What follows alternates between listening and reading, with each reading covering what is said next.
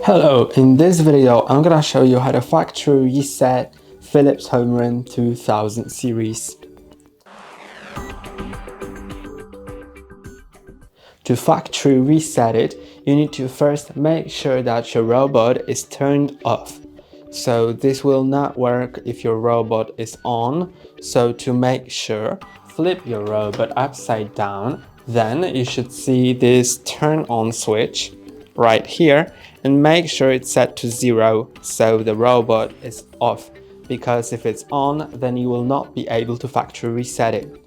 Then flip it and put it on the charging station, because also if it's turned off then it will not use the battery power. And now all you need to do is press and hold on both buttons at once for 15 seconds. So let's do it. Turning on.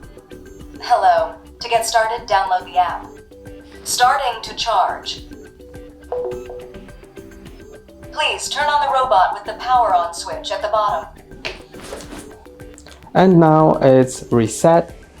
And that's all for today. Don't forget to like and subscribe. See you next time.